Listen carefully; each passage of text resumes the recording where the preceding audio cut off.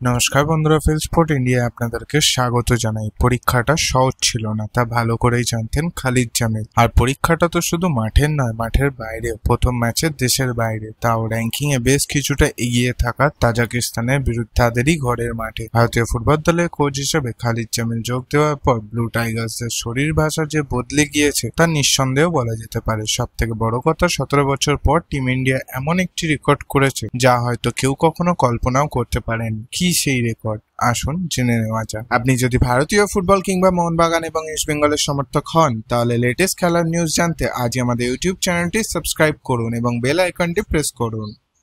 2008 সাল থেকে তাজিকিস্তানের বিরুদ্ধে ভারতীয় ফুটবল দলের জয় অধরা ছিল। ওই বছর এএফসি চ্যালেঞ্জ কাপে জয় পেয়েছিল টিম ইন্ডিয়া। সেই ম্যাচে সুনীল ছেত্রী হ্যাটট্রিকও করেছিলেন। এই ম্যাচের আগে ভারত মোটের ওপর তাজিক ফুটবল দলের বিরুদ্ধে 6 ম্যাচের মধ্যে 3টে হেরে গেছিল আর জিতেছিল মাত্র একটা। অবশেষে 17 বছর পর সেই ইতিহাসের আরো একবার পুনরাবৃত্তি দেখতে পাওয়া গেল। পাশাপাশি আরো একটি রেকর্ড কায়েম করেছে টিম ইন্ডিয়া। প্রায় 2 বছর পর ভারতীয় ফুটবল দল বিদেশের মাটিতে জয়লাভ করল। 2023 সালের নভেম্বর মাসে ফিফা বিশ্বকাপের যোগ্যতা অর্জনকারী ম্যাচে কুয়েতের বিরুদ্ধে শেষবার জয়লাভ করেছিল। এরপর ভারত এক অন্ধকার অধ্যায়ে ক্রমশ ডুবতে বসেছিল। সেই অধ্যায়ের নাম বানালো মার্কেউস। অনেক নাটকের পর অবশেষে সর্বভারতীয় ফুটবল ফেডারেশন মার্কেউস ছাড়তে রাজি হয়, কারণ মার্কেউস নিজেই জানিয়েছিলেন যে টিম ইন্ডিয়ার দায়িত্ব অনেক আগেই তিনি ছেড়ে দিতে চেয়েছিলেন, কিন্তু এআইএফএফ তার সেই প্রস্তাবে রাজি হয়নি। যাই হোক, এবার ভারতীয় ফুটবল কোচ খালিদ জামিলের হাত ধরে এক নয়া অধ্যায়ের সূচনা হলো। তবে এই ভোরের আলো কতটা দিগন্ত প্রসারী হয় সেদিকেই সমর্থকরা তাকিয়ে রয়েছেন।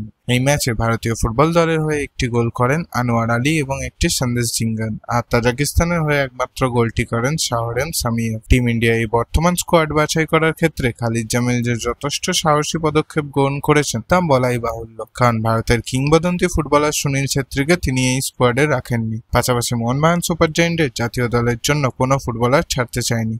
তবে খালিদের হাতের কাছে যাদের পেয়েছেন তাদের নিয়ে যুদ্ধ জয় করলেন, প্রমাণ করে দিলেন হাম কিসি সে কম নেই।